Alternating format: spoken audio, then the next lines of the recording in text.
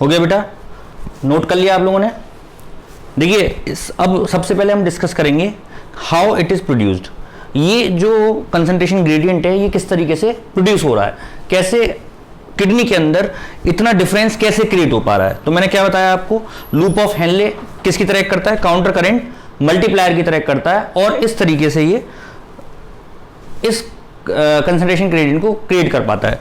तो सबसे पहले मेरे को बताना होगा आपको नेफ्रॉन का स्ट्रक्चर कैसा होता है और कहां कौन सा पार्ट। सबसे पहले तो आप यहां पर ये ध्यान रखिए कि कौन सा पार्ट कहां पर प्रेजेंट होता है। एक बार फिर से रिपीट कर रहा हूं मैं, ये देखिए बोमेन्स कैप्सूल कॉर्टेक्स रीजन में प्रेजेंट होता है, डीसीटी कॉर्टेक्स रीजन में प्रेजेंट होता है, और डीसीटी ये थिक सेगमेंट जो है असेंडिंग लिम्ब का ये आउटर मेडुला और थिन सेगमेंट इनर मेडुला, और ये जो लूप ऑफ हेनले है ये प्रेजेंट होता है बेटा पेपिलरी रीजन में, और जो कलेक्टिंग टिब्यूल है ये कहां प्रेजेंट होती है, ये भी प्रेजेंट होती है पेपिलरी रीजन में। ठीक है बेटा, let us draw.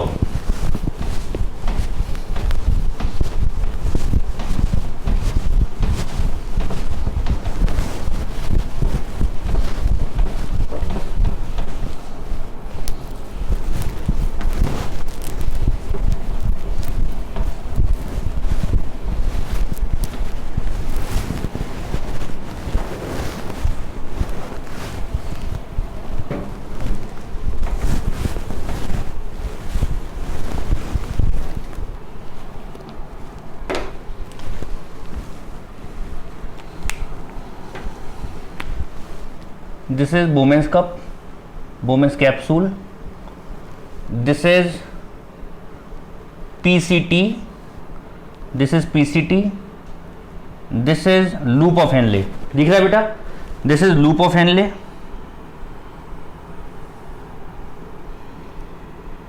Actually, this loop of Henle is said to be hairpin loop of Henle.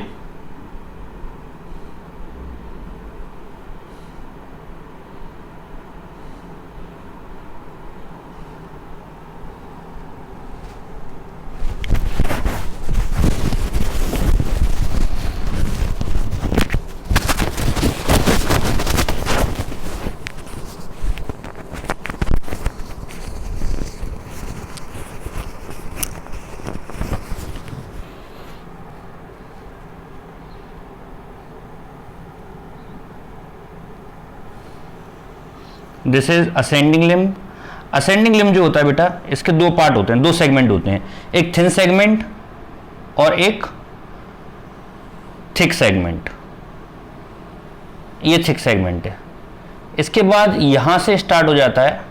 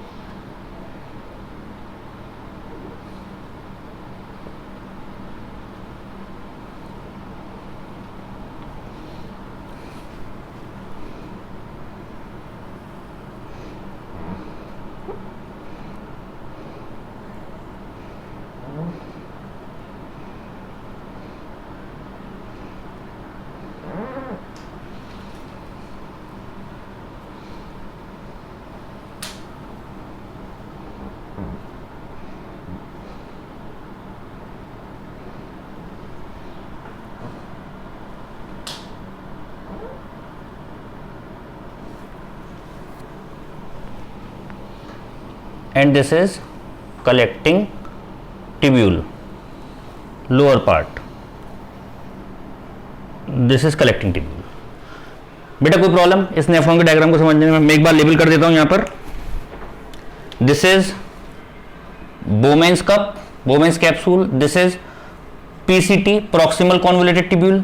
This is descending limb, descending limb of loop of Henle. This is thin segment, ये ascending limb है, ऊपर जा रहा है ascending limb। ये thick segment, thick segment of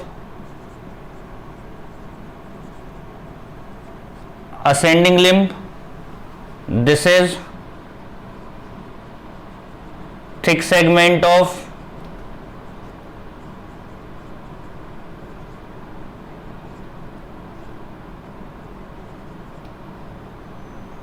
ascending limb. Thick segment, sorry, this is thin, very sorry, this is thin segment, this is thin segment, and this is thick segment, and this is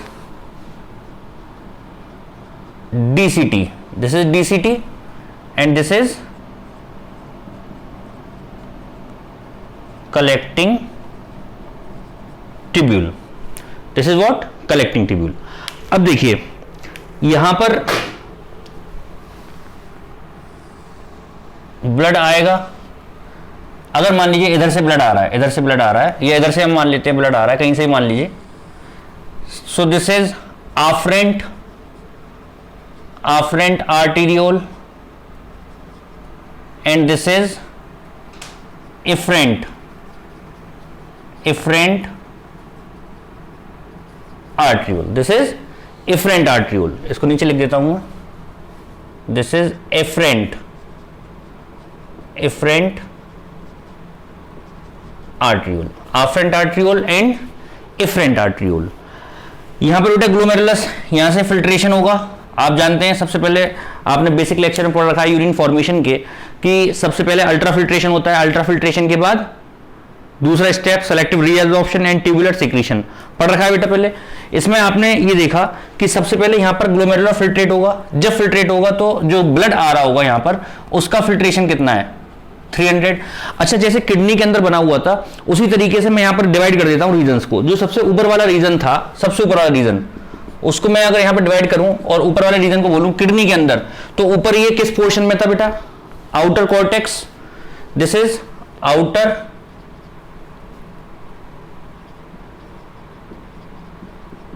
cortex. उसके बाद जो middle portion था, this is what? Outer medulla.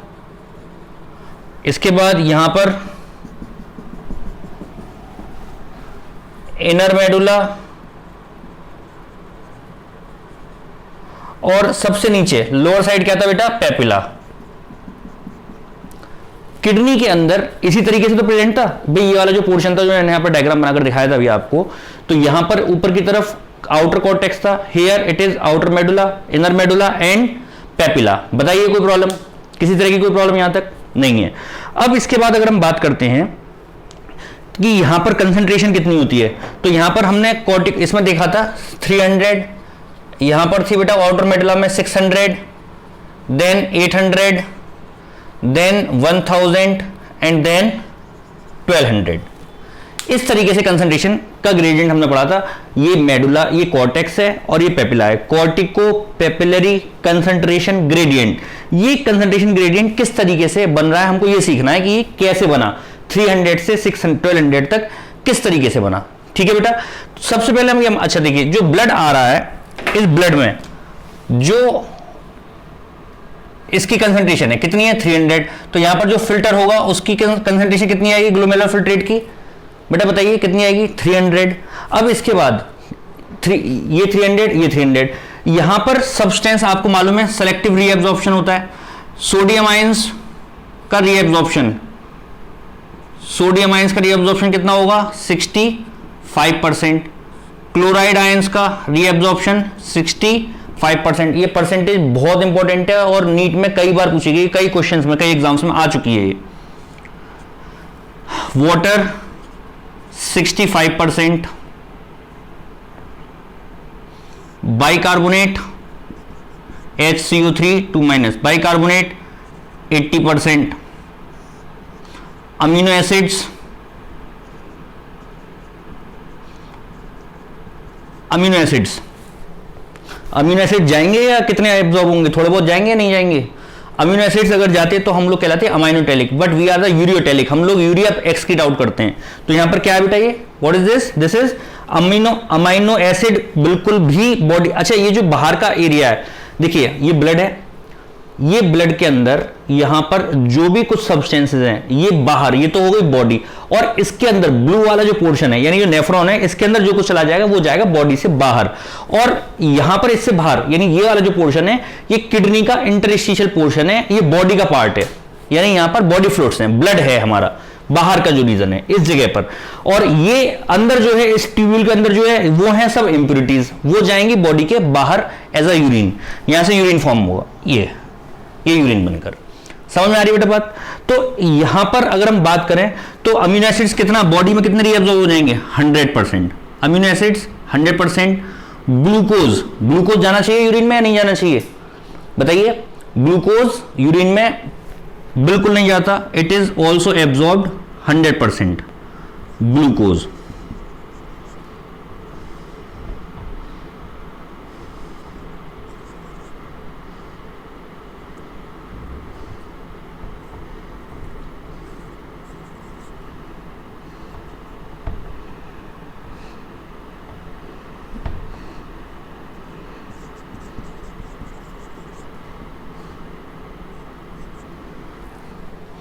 Glucose 100%, amino acid 100%, bicarbonates 80%, 65%, water, chloride ion 65% and sodium 65%। बेटा यहां तक कोई problem?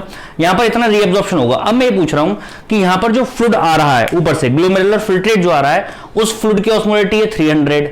अब यहां पर जो आएगा इस जगह यहां पर रीअब्जॉर्प्शन के बाद यहां पर जो फ्लूइड होगा उसकी ऑस्मोलिटी कितनी होगी? मैं ये पूछ रहा हूं, बताइए कितनी होनी चाहिए आपके अकॉर्डिंग? या ऑस्मोलिटी घटनी चाहिए, बढ़नी चाहिए, सेम रहनी चाहिए, मतलब कोई फर्क नहीं पड़े? क्या होना चाहिए? तीन ही बातें हो सकती हैं, या तो ऑस्मोलिटी इसकी इंक्रीज होगी फ्लूइड की, या डिक्रीज होगी, या फिर सेम रहेगी। बताइए क्या होगा आपके अकॉर्डिंग, क्या होना चाहिए? बच्चे जनरली बोलते हैं कि सर इसकी ऑस्मोलैरिटी, आपके मन में ये बात आ रही होगी, शायद कुछ बच्चों के मन में ये बात आती है कि ऑस्मोलैरिटी, क्योंकि आप बोल नहीं पा रहे हैं तो आपकी तरफ से मेरे को ये बोलना पड़ेगा कि आपके मन में क्या बात आ रही है। अपने एक्सपीरियंस से जो मैं बता रहा हूँ कि बच्चों को जो लगता है कि सर ये सॉल्यूट यहाँ से रीएब्जॉर्ब हो गए तो इसकी ऑस्मोलैरिटी डिक्रीज हो जाएगी। क्या हो जाएगी? डिक्रीज हो जाएगी। ऐसे ही सोच रहे हैं ना, क्योंकि ये यहां से सॉल्यूट्स रीअब्जॉर्ब हो गए तो ये डाइल्यूट हो जाएगा और इसकी osmolality it get decrease. Osmolality decrease होनी चाहिए, डिक्रीज नहीं होगी। ऑस्मोलिटी बेटा रहती है सेम, क्योंकि एक बात आपने यहां पर गौर नहीं करी, हो सकता है कुछ बच्चों ने करी भी हो, कि यहां से जितना सॉल्यूट जा रहे हैं उतना वाटर भी जा रहा है, रीअब्जॉर्ब हो रहा है। तो यहां पर जो हम बोलते हैं जो रीअब्जॉर्प्शन हुआ, मेडिकल में टर्म है isoosmotically, means these substance are selectively reabsorbed isoosmotically. Isoosmotically मतलब आइसो यानी जितने सॉल्यूट्स जा रहे हैं लगभग उसके अमाउंट में वाटर जा रहा है, तो रीअब्जॉर्ब्ड आइसोऑस्मोटिकली। तो यहां पर जो ऑस्मोलिटी होगी कितनी होगी बेटा? 300। कैसी होगी बेटा? 300। अब यहां पर ये हमने बताया कि यहां पर प्रेजेंट होती है 300, 600, 800, 1000, 1200।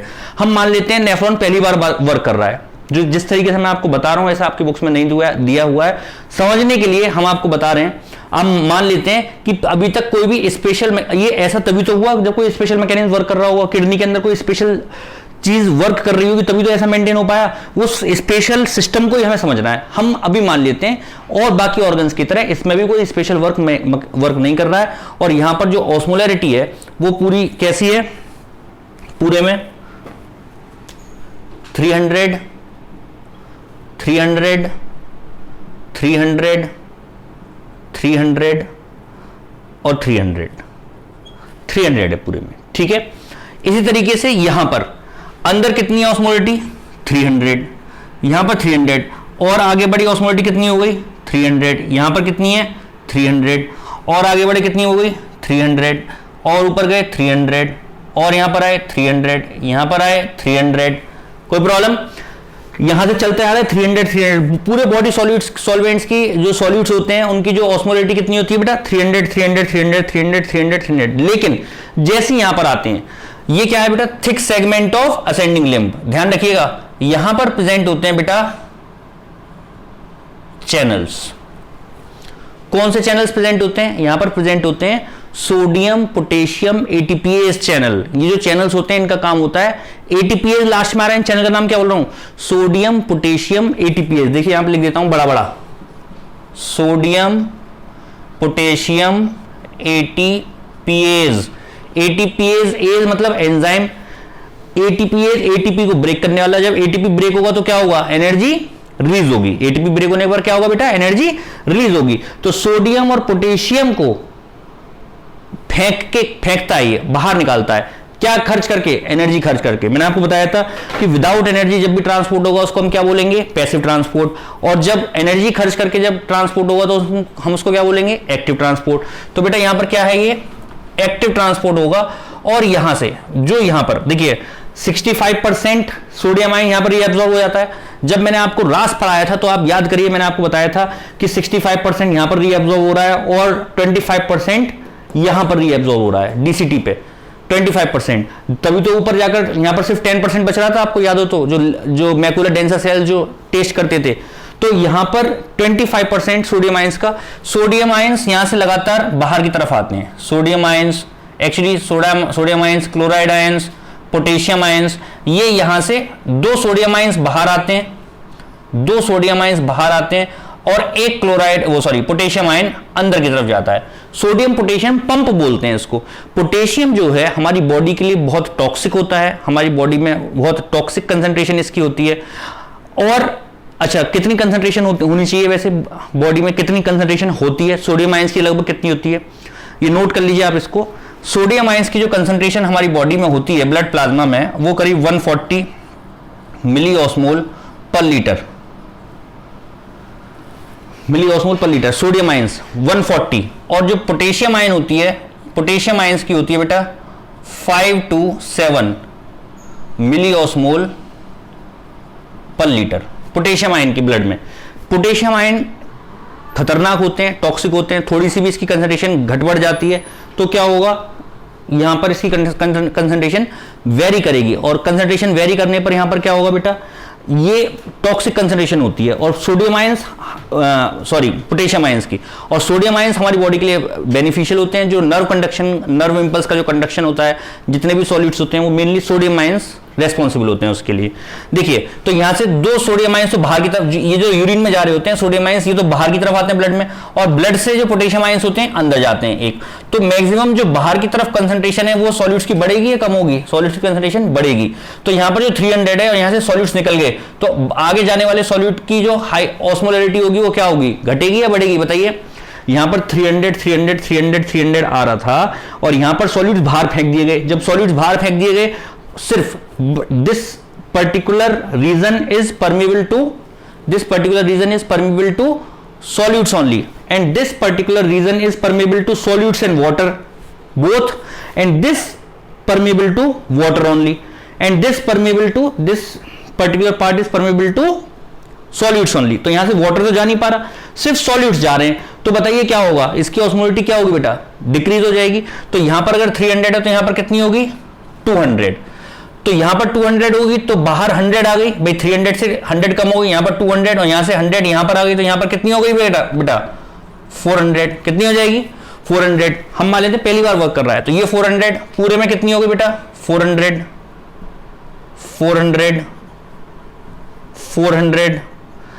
और 400, ये हो गया बेटा पूरे में 400।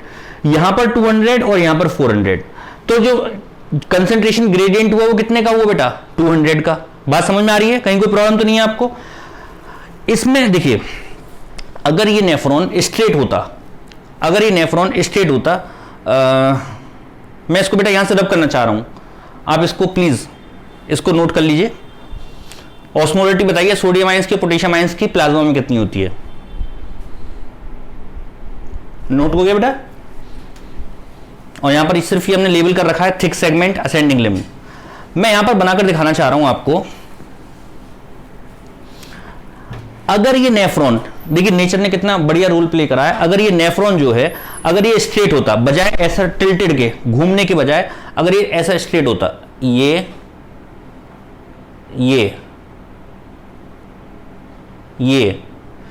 वुमेन्स का पीसीटी, ये यहां पर ये लाइन, ये मान लीजिए ये मिडिल लाइन मैंने यहां पर ही बना दी।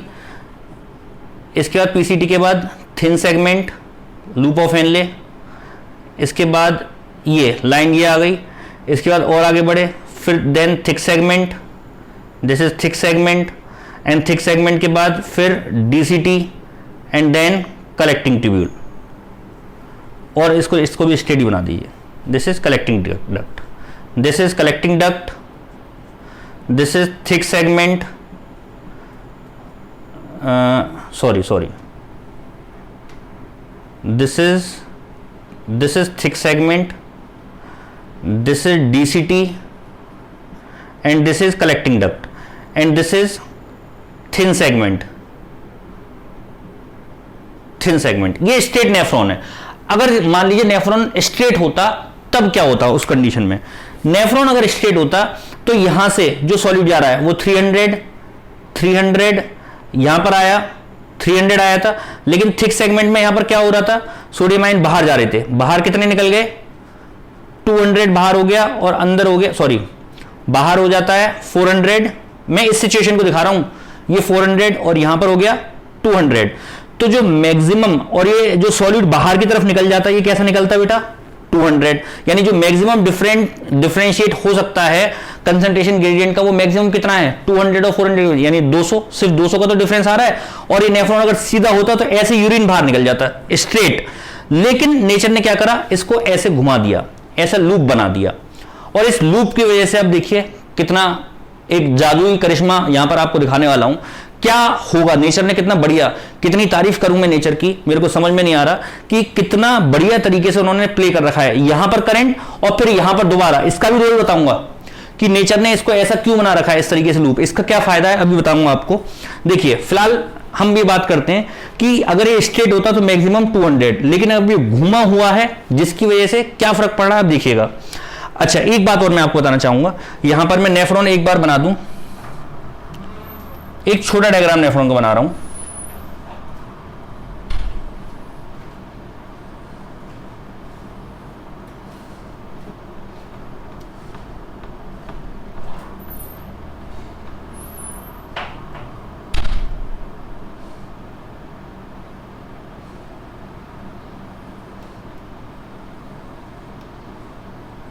देखिए इस छोटे से डायग्राम में, बहुत इंपॉर्टेंट डायग्राम है यहां पर, ऐसा नहीं है कि बड़ा बनाया तो इसी की वैल्यू इसकी कोई वैल्यू नहीं है, ध्यान से सुनना बेटा।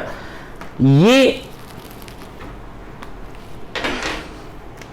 इसमें मैं आपको बताना चाह रहा हूं वाटर परमेबिलिटी के बारे में कि कौन सा पोर्शन इसका नेफ्रॉन का वाटर परमेबल है और कौन सा पोर्शन वाटर परमेबल नहीं है। ये इससे बहुत सारे क्वेश्चंस आते हैं, बहुत सारे क्वेश्चंस बनते हैं, कॉन्सेप्ट क्लियर करना है आपको, रटनी नहीं है, रटने वाली बायोलॉजी बेटा खत्म हो गई। लेकिन मैंने तो जो पढ़ाया था आपको शायद उसमें भी कुछ रटने का नहीं लगा होगा, लेकिन फिर भी अब जो रटने वाली अगर सोचते हैं, आपको ऐसा लगता है कि हम याद हमें करना होता है, तो याद करने का कोई कॉन्सेप्ट नहीं है। कल से आज तक, जब तक लास्ट क्लास से लेके अब तक मैंने जो भी आपको बताया होगा, मुझे नहीं लगता कोई एक वर्ड भी कोई रटने वाली चीज है। यहां पर आपको मैं बता रहा हूं, अभी आप बता जाएंगे खुद बेटा इस वाले पोर्शन में वाटर परमेबल है या नहीं है, ये वाला पोर्शन वाटर परमेबल है, तो यहां पर ये क्या है बेटा, दिस इज वाटर परमेबल, मैं डॉट से शो कर रहा हूं, this portion is water permeable. ये वाला लूप ऑफ हेनले तो वाटर परमेबल होता ही है, तो ये जो पूरा पोर्शन है ये वाटर परमेबल है, this is what, water permeable, water leaky और वाटर परमेबल। बेटा this portion is water permeable और not, no this is not water permeable, this is permeable only for solutes. तो यहां पर हम क्या बात करेंगे, दिस इज वाटर टाइट, ये वाला जो पोर्शन है, ये वाला जो पोर्शन है, ये पूरा पोर्शन कैसा है बेटा, वाटर थिक सेगमेंट, कैसा है बेटा, वाटर इम्परमेबल, और ये वाला जो पूरा पोर्शन है कैसा है, वाटर परमेबल। अच्छा इससे आगे डीसीटी और कलेक्टिंग ट्यूब्यूल, ये परमेबल है या नहीं है, ये डिपेंड करेगा बेटा किस पर, ऑन द प्रेजेंस और एब्सेंस ऑफ व्हाट, एडीएच। मैंने आपको लास्ट में बताया था कि अगर एडीएच प्रेजेंट है तो ये वाटर परमेबल होगा, और अगर एडीएच प्रेजेंट नहीं है तो वाटर परमेबल नहीं होगा। तो ये डिपेंड करेगा, ये मैंने क्वेश्चन मार्क बना दिए हैं।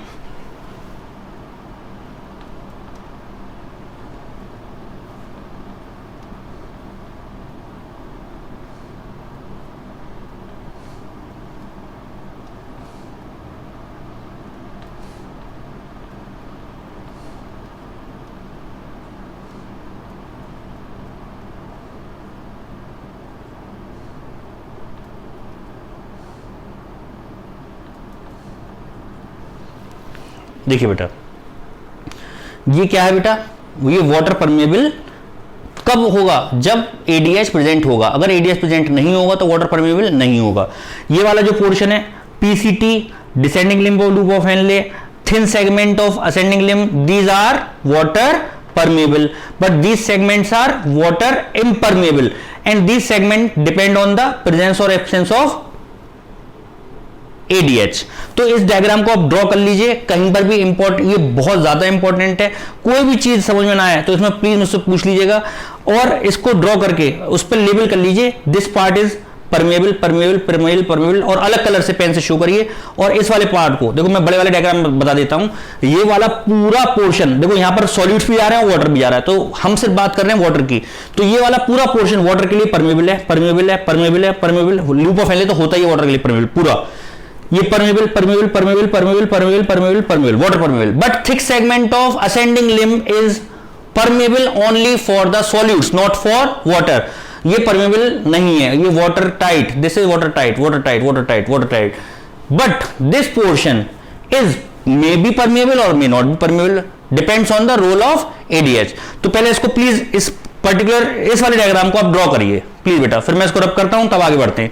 ये दोनों डायग्राम, ये वाला भी और ये वाला भी, इन दोनों डायग्राम्स को आप ड्रॉ करिए। यहां पर मैंने दो बातें बताई हैं, एक तो वाटर परमेबिलिटी के बारे में बताया और ये बताया अगर ये स्ट्रेट होता तो कितना मैक्सिमम क्रिएट हो सकता था, लेकिन अब ये घूम गया, जिसकी वजह से क्या होगा वो मैं बताता हूं, लेकिन आप इससे पहले प्लीज इसको ड्रॉ करिए बेटा।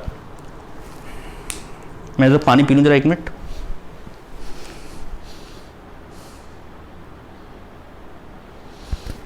हो गया बेटा,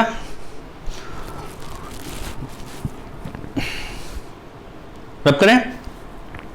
बस इसमें ये बताना है कि परमेबिलिटी किस पोर्शन में है, किस पोर्शन में नहीं है।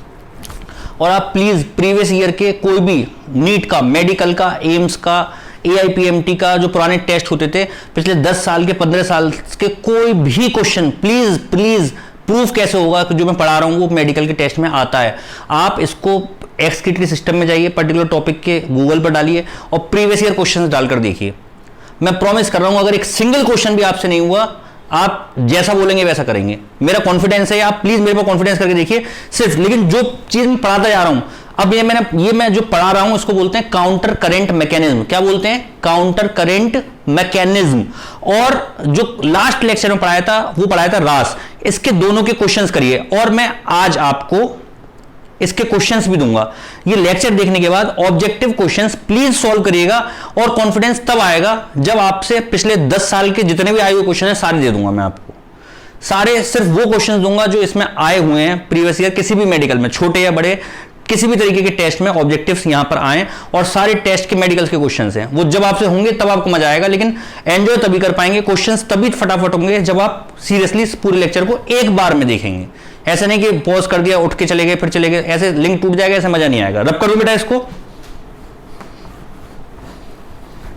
देखिए बेटा, तो ये मैक्सिमम, इस वाले डायग्राम को भी मैं रब कर देता हूं। यहां पर सिर्फ ये बताना चाह रहा था मैं कि मैक्सिमम जो कंसंट्रेशन ग्रेडियंट है वो कितना क्रिएट हो सकता है? 300, वो सॉरी 200। देखिए बेटा, ये मेडुला है, यहां पर पूरे में हो गया 400 400 400। अब यहां से बेटा ये बताइए, ये ग्लोमेरुलो फिल्ट्रेट और आएगा भी या नहीं आएगा? आएगा। ये तो लगातार ब्लड तो लगातार ही फिल्टर हो रहा है, आएगा। जो आ रहा है वो कैसा होगा? 300 या ज्यादा? 300 होगा। पूरी जाहिर सी बात है, बॉडी का जो आ रहा है ब्लड 300, ये 300, यहां पर 300। अब की बार जब ब्लड आया यहां पर, उसकी जो ऑस्मोलिटी है वो 300, और जो बाहर की ऑस्मोलिटी है ये कितनी है बेटा? यहां पर कितनी है? This is 400। इसने देखा ये 400। अच्छा, आपको मालूम है ये वाला पोर्शन वाटर परमेबल है। कैसा है? Water permeable. तो ये 400, ये 300। बाहर कैसा है? लेक्चर के शुरुआत में जो बात बताई थी वो अब जरूरत है उसकी, सबसे ज्यादा उसी की बात की जरूरत है, ऑस्मोसिस की, अगर समझ में आता है तो। ये हाइपरटोनिक, ये हाइपोटोनिक, ये हाइपरटोनिक, ये हाइपोटोनिक। मूवमेंट वाटर का किधर से किधर होगा? हाइपो से हाइपर। अगर समझ में आता है, अब तक तो समझ में आ गई होगी मेरे भाई, मेरी बहन, अब तक तो समझ में आ गया होगा। इतने कई बार समझा चुका, मैं अलग से लेक्चर भी दे चुका, इस लेक्चर को शुरू करने से पहले ही बताया था। हाइपोटोनिक से हाइपरटोनिक की तरफ मूव होता है। बच्चों को कई बार कंफ्यूजन होता है क्लास में, अभी आप मेरे सामने नहीं हो, लेकिन जब भी मैं क्लास में देखता हूं तो शक्लें देख के पता चल जाता है कि साहब ये तो बिल्कुल ही और शी गेट लॉस्ट, खत्म हो गई कहानी इनकी, इनको ये नहीं समझ में आ रहा तो आगे कहां से समझाऊंगा। इसलिए मैं बार बार बहुत ज्यादा जोर दे रहा हूं कि आप, मैं अब वीडियो में से तो निकल के आपसे पूछ नहीं सकता बेटा समझ में आ रहा नहीं आ रहा, मैं यहीं से पूछ सकता हूं। और कोई भी दुविधा हो, कुछ बच्चों को तो लग रहा होगा सर ये तो बहुत बचपन में समझ में आ गया था, क्यों बार बार समझा रहे हैं, मैं उनके लिए बता रहा हूं, इसलिए समझा रहा हूं कि बेसिक चीज अगर ये कॉन्सेप्ट क्लियर नहीं है तो आगे ये पूरा मैकेनिज्म तो समझ में आ ही नहीं सकता। 300 से 400 की तरफ यानी मूवमेंट होगा वाटर का, किधर से किधर, यहां से यहां, और कब तक होगा, हाइपो से हाइपर, कब तक होगा, जब तक कि दोनों आइसोटोनिक ना हो जाएं। तो ये 300 से क्या हो जाएगा बेटा 400, ये 400 नीचे आया 400, ये 300 से क्या हो गया बेटा 400 400 400, दिस इज 400, ये क्या हो गया, यहां पर तो पूरा 400 था ही, 400 400 400 400, ये चैनल्स फिर से प्रेजेंट हैं। जब ये चैनल्स प्रेजेंट हैं तो यहां से फिर से सॉलिड बाहर निकालेंगे, फिर से मैक्सिमम जो डिफरेंशिएट कर सकता है कितना कर सकता है 200 का, ये आपने देख लिया। तो यहां पर 400 था, 400, तो जो 400 था तो यहां पर 200 प्लस कर दिया, मैक्सिमम 200, तो ये हो गया बेटा 600, ये बाहर 600 600 600 600, ये पूरा कितना हो गया 600। अब फिर से बाहर ऊपर से फ्लूइड आ रहा है, दिस इज 300 यहां पर आया 300, अब ये जो 300 था ऊपर से आ रहा है 300, बाहर देखा 600, अब ये 300 क्या करेगा और ज्यादा वाटर लॉस करेगा, और ये किस में कन्वर्ट हो जाएगा, ये 600, जब तक वाटर लॉस करता रहेगा जब तक कि 600 ना हो। अच्छा, वाटर लॉस क्या हो रहा है, वाटर किधर जा रहा है, किधर लॉस हो रहा है, ये अंदर से बाहर की तरफ आ रहा है, बाहर मतलब बॉडी में जा रहा है बाहर। तो ये तो यूरिन, ये जो ब्लू कलर से बनाया हुआ है what is this, this is nephron, और इसमें यूरिन जा रहा है, तो यानी यूरिन से ब्लड वाटर को बाहर की तरफ निकाला जा रहा है, यानी कि ये बॉडी में जा रहा है यहां से। तो यहां से 600, दिस इज 600 600, और ये कितना हो जाएगा पूरा 600 600 600 600 600 600, ये 600 फिर से 200 का डिफरेंस क्रिएट करेगा, यहां से 200 फिर फेंकेगा, और यहां पर ये लगातार देखो ये कम होता चला जाएगा, ये 100 हो जाएगा, फिर यहां पर 100 हो जाएगा।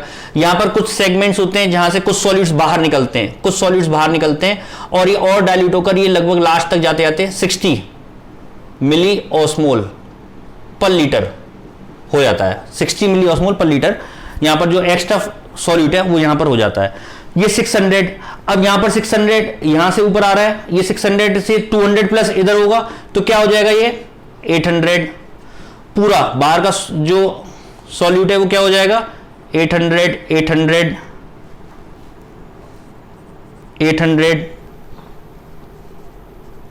800, ये 800 ये 600, फिर से वाटर लॉस जो पहले आ रहा था यहां पर 600 600 आता है, ये 800, ये क्या होगा फिर 800 800 800, और 800 ये 800 अंदर भी क्या होता चला जाएगा 800 होता चला जाएगा, 800 800 800, फिर से बाहर करेगा।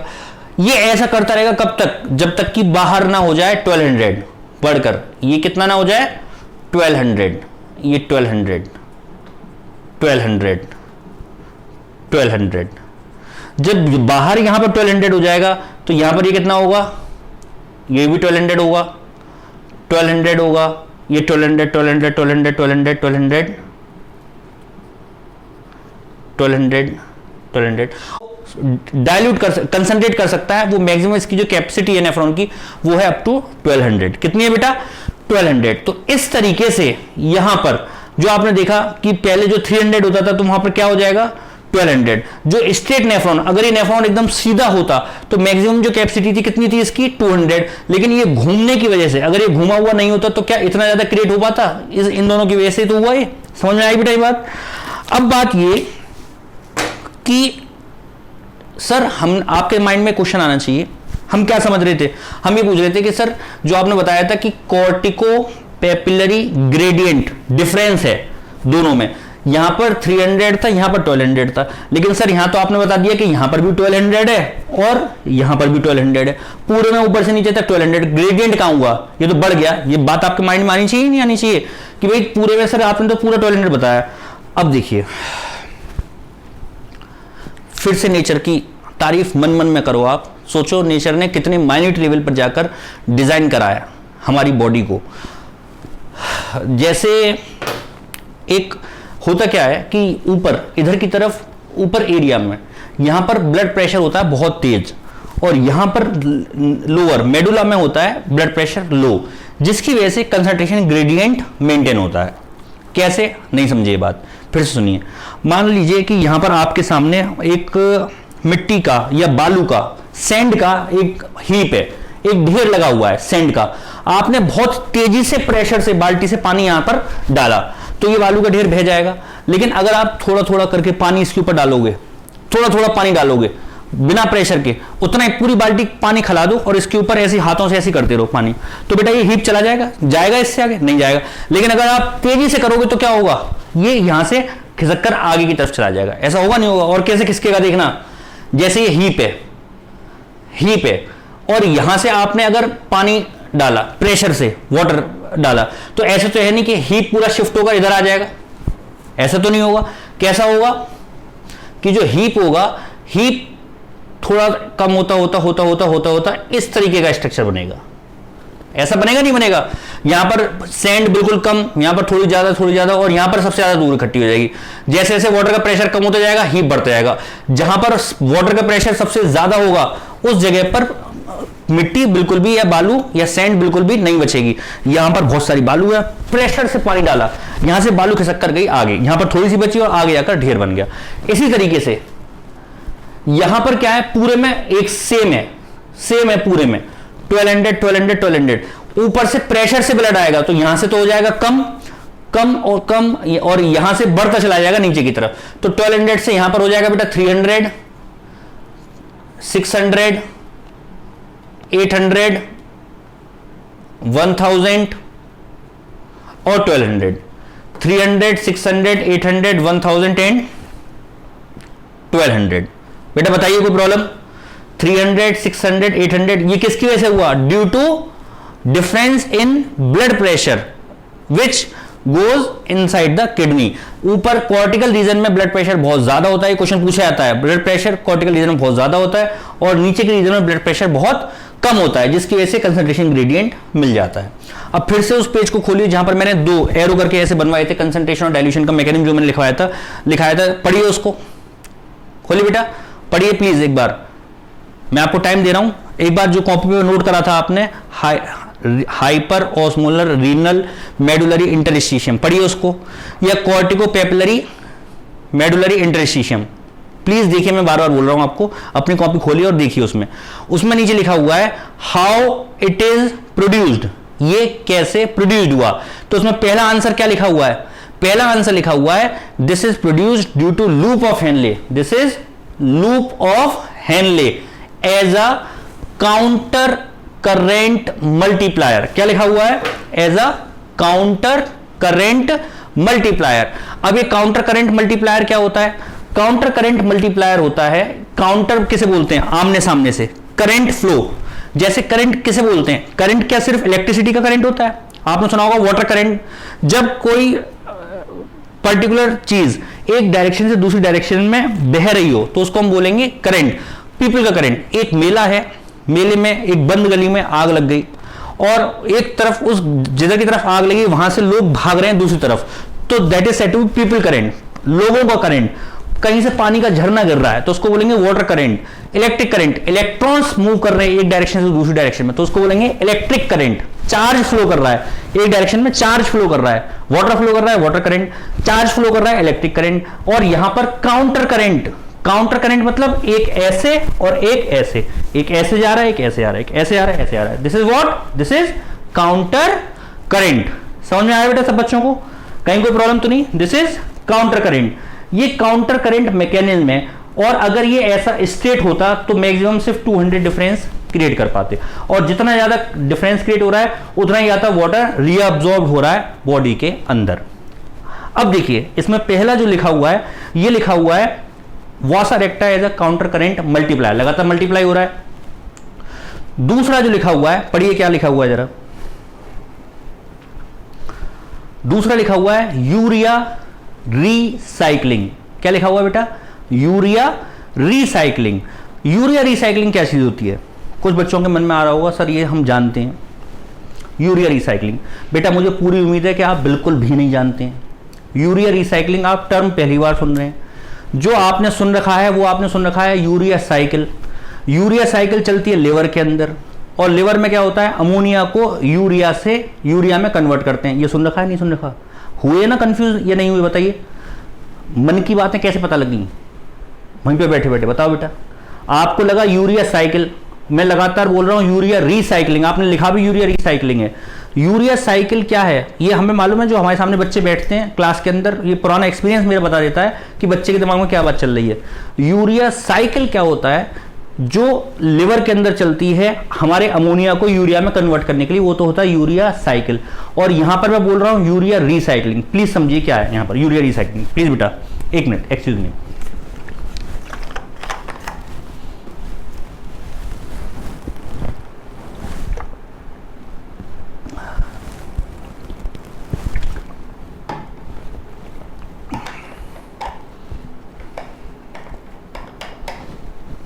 देखिए बेटा, ये वाला जो पर्टिकुलर पोर्शन होता है, यहां से क्या होता है, यहां से जितने भी वेस्ट प्रोडक्ट हैं सारे वेस्ट प्रोडक्ट जा रहे हैं। जब वेस्ट प्रोडक्ट यहां से जाएंगे तो बेटा यहां से यूरिया भी जाएगा। यूरिया जाएगा नहीं जाएगा? यहां से यूरिया जाएगा। ये देखिए these are urea, these are urea molecules. Why they are happy? Because they are travelling, they are in journey, move कर रहे हैं बेटा क्वारंटाइन में भी। जी हाँ, आपकी बॉडी का जो यूरिया है ये अभी भी टहलने को मिल रहा है इसे। तो आप तो क्वारंटाइन में, आप ही तो घर में बंद हैं, लेकिन इनको तो मूव करने को मिल रहा है आपकी बॉडी के अंदर। तो ये बड़े खुश हैं, देखिए कितने खुश होकर जा रहे हैं नेफ्रॉन में, आपके किडनी के अंदर, और ये मूव करते हुए यहां से यूरिया जा रहे हैं। बट अब जो घर से बाहर निकलेगा वो तो मरेगा। मालूम है नहीं मालूम ये वाली बात? जो घर से बाहर निकलेगा वो मरेगा। तो यहां पर स्थिति क्या है कि साहब, यहां पर स्थिति ये है कि जैसे ही यहां पर आ रहे हैं इस जगह पर, all urea become so sad. अगर आप इनके एक्सप्रेशंस देख पा रहे हैं तो बेटा देखिए, मैं आपको बता दूं, मैं देख पा रहा हूं बड़े ही बेचारे दुखी हैं। क्यों दुखी हैं बेटा? ये सारे यूरिया क्यों दुखी हैं? देखो यहां से फिल्टर होकर ब्लड में से यूरिया आ रहा है, यूरिया गया, यहां से गया गया गया गया गया गया, कंसंट्रेट होता गया होता गया होता गया, और यहां पर यूरिया एकदम से दुखी हो रहा है। क्यों दुखी हो रहा है? क्योंकि इसे मालूम है कि भाई यहां से तो मैं तो ड्रेनेज सिस्टम में जा रहा हूं, बॉडी से बाहर। यहां पर तो बहुत मस्ती में घूम रहा था, बॉडी के अंदर से जा रहा था, टहलने को मिल रहा था, लेकिन यहां पर जब आया तब मालूम पड़ा अरे we are flush out into the gutter, so they become sad. तो ये बेचारे दुखी हो रहे हैं। लेकिन अचानक से जैसे ही यहां पर नीचे की तरफ पहुंचेंगे, इस एरिया में यहां पर आएंगे,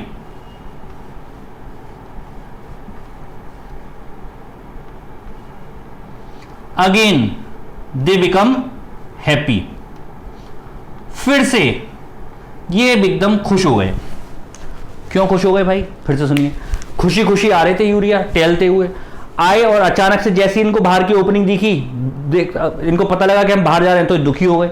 फिर अचानक से बिल्कुल एंड पार्ट पर, ये एंड पार्ट कहां पर है? ये किसका एंड पार्ट है? कलेक्टिंग टिब्यूल का।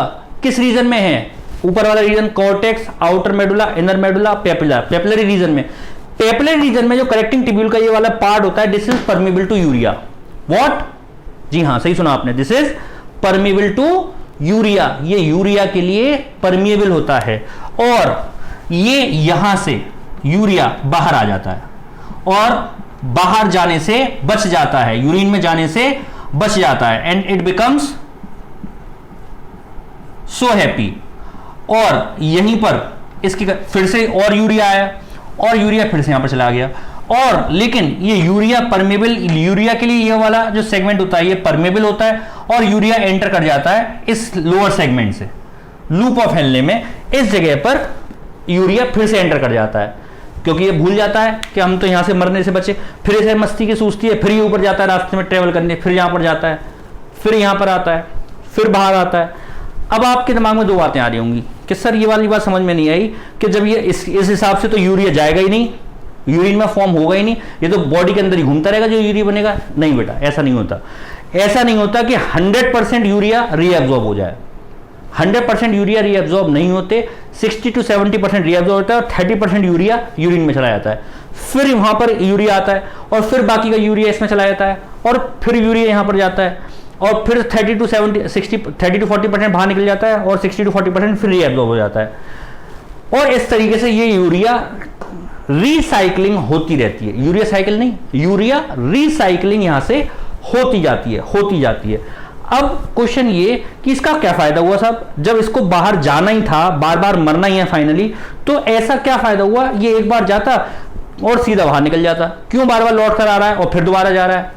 इससे क्या फर्क पड़ रहा है? देखिए, अगर गौर फरमाए तो यूरिया क्या है, सॉल्यूट की कंसंट्रेशन को इस रीजन में, इस पर्टिकुलर कैपिलरी रीजन में सॉल्यूट की कंसंट्रेशन क्या हो रही है, इससे बढ़ रही है नहीं बढ़ रही?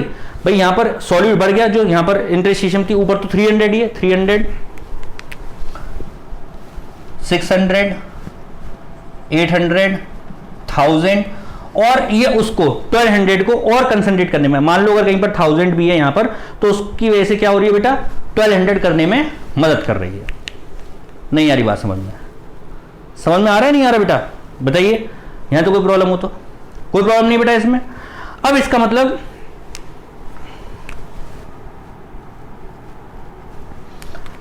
मतलब बेटा यहां पर क्या हुआ कि ये यूरिया रिसाइकलिंग की वजह से मेडुलरी इंटरस्टिशियम कैसी हो रही है, हाइपर ऑस्मोलर। तो फिर से उसको क्वेश्चन को पढ़िए जहां पे मैंने बताया था, hyper osmolar medullary interstitium is produced due to two reasons. Number 1, वासर loop of Henle as a counter current multiplier, and number 2, urea recycling. दो आंसर दिए थे बेटा, समझ में आया यहां तक? इसमें कहीं कोई प्रॉब्लम? अब हम बात करते हैं number 2 question, how it is maintained. ये कैसे मेंटेन रहेगा? एक बार सर ये ठीक है प्रोड्यूस हो गया, 300 से 1200 तक आ गया, ये समझ में, मैं उम्मीद करता हूं बिल्कुल आ गया होगा। मैंने बहुत ज्यादा टाइम देकर, बहुत हल्के हल्के बार बार रिपीटिशन के साथ ये चीजें आपको समझाई हैं, तो उम्मीद करता हूं जिस बच्चे ने ध्यान से सुना होगा समझ में बिल्कुल आया होगा। 300 से लेकर 1200 तक ये कैसा आया, how it is produced. Cortico papillary concentration gradient, cortico papillary concentration gradient ये प्रोड्यूस हुआ। अब ये कैसे मेंटेन हुआ, यानी इसके अंदर, अब सुनना बात को, अगर इसके अंदर ब्लड जाएगा, इसके अंदर ब्लड जाएगा और फिर ब्लड बाहर आएगा, तो भी ये मेंटेन कैसे रहेगा? अब मैं ये बता रहा हूं आपको। देखिए बेटा, किडनी के अंदर ब्लड कहां पर कहां से आता है? किडनी के अंदर ब्लड किसके थ्रू आ रहा है? ब्लड के इसी के थ्रू आ रहा है। दिस इज व्हाट, वासा रेक्टा। अब हम मान लेते हैं वासा रेक्टा यहां पर आ रही है, ये इस तरीके से, तो ये दिस इज वासा रेक्टा। ठीक, मैं बेटा इसको रब कर दूं, कोई प्रॉब्लम तो नहीं है? मैं इसको यहां से थोड़ा सा रब कर रहा हूं इसको बड़ा करने के लिए। ये देखिए,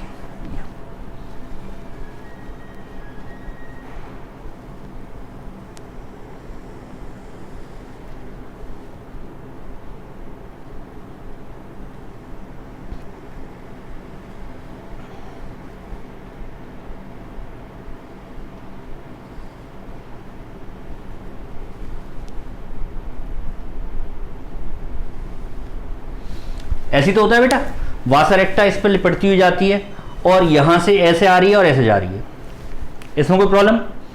दूसरा क्वेश्चन पढ़िए, जहां पर आपने वो टेबल बना रखी थी वहां पर दूसरा क्वेश्चन पढ़िए, how it is maintained.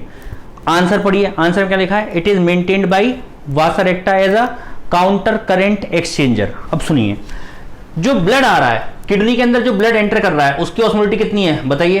300 milli osmole पर लीटर, 300 मिली ऑस्मोल पर लीटर। यहां पर कितनी है बेटा? 300। यहां पर कितनी है? 300 300 300। ब्लड में कितनी होगी? 300 ही होगी सब जगह, क्योंकि ब्लड की तो 300 ही होती है। 300 300 300 300 एंड 300। कोई प्रॉब्लम? कोई प्रॉब्लम नहीं। यहां पर जो 300 है, लेकिन यहां पर 300 है, बाहर 300 है, कोई बात नहीं। यहां पर नीचे आए 300, लेकिन बाहर कैसी है बेटा 600। तो अंदर कैसा है हाइपोटोनिक, बाहर कैसा है हाइपरटोनिक। यहां पर क्या होगा कि देखिए ये कैसे मूव कर रहा है, पहले के एग्जांपल समझिए।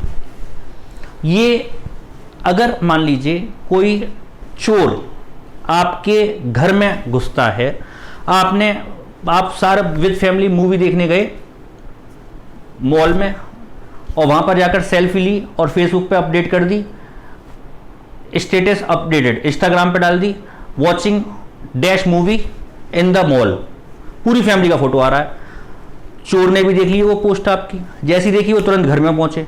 अच्छा वो चोर था स्टूपिड, वो जैसे ही पहुंचा उसने देखा कि जो गांव का जो चोर होता है, वो गांव का था चोर, अब जो गांव का जो चोर होता है उसको तो बहुत कुछ भी नई चमकदार चीजें भी अट्रैक्ट हो जाता है। आपके ड्राइंग रूम में घुसेगा, सोफे के कवर देखेगा, उसी से अट्रैक्ट हो जाएगा, फ्लावर पॉट्स देखेगा, उससे अट्रैक्ट हो जाएगा, कुछ और सजावट की चीज देखेगा, उससे अट्रैक्ट हो जाएगा। तो अच्छा वो अपने साथ बड़ा सा बैग लेकर आया, उसने देखे सोफे के कवर, वो डाल लिए। अच्छा जो जितनी भी इंपॉर्टेंट चीजें होंगी वो कहां पर होंगी, मदर की आपकी ज्वेलरी रखी होगी ड्राइंग रूम में रखी होगी बेटा, नहीं रखी होगी ना। जितनी प्रीशियस चीजें होती है बिल्कुल अंदर होती हैं, सबसे अंदर वाले रूम में तिजोरी में रखी होती हैं। अब जैसे जैसे बाहर जो इसको तो जो दिखता गया वो बाहर डालता गया, अपने बैग में रखता गया और बैग भर गया। और जब तक सबसे अंदर वाले कमरे में पहुंचा वहां पर चीजें हल्के उठाता रहा, यानी गोल्ड वगैरह उठाता रहा और फिर चीजें गिराता रहा। अब जब तक बिल्कुल बाहर निकलेगा तो then he will put him with a more or less, ज्यादा सामान ले जाएगा या कम सामान ले जाएगा बताइए? कम सामान ले जाएगा, क्योंकि सामान प्रीशियस जेम्स जो हैं वो तो गिराता चला गया, क्योंकि फालतू का सामान अंदर भरा हुआ है। नहीं आ रही बात समझ में? चोर अंदर जैसे अंदर जाएगा सामान भरता हुआ जाएगा, अंदर तक गया, फिर बाहर आएगा, फिर सामान गिराता हुआ जाएगा। ये बात समझ में आई? उस चोर की तरह यहां पर ये वर्क कर रहा है वासरेक्टा। क्या देखिए, यहां पर 300, यहां पर बाहर 600।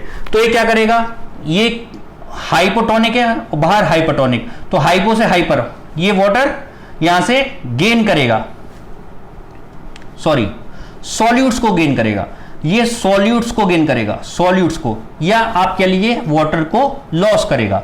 वाटर लॉस करेगा कब तक करेगा? जब तक कि ये 300 से क्या ना हो जाए 600। ये 600 हो गया, 600 हो गया, 600 हो गया।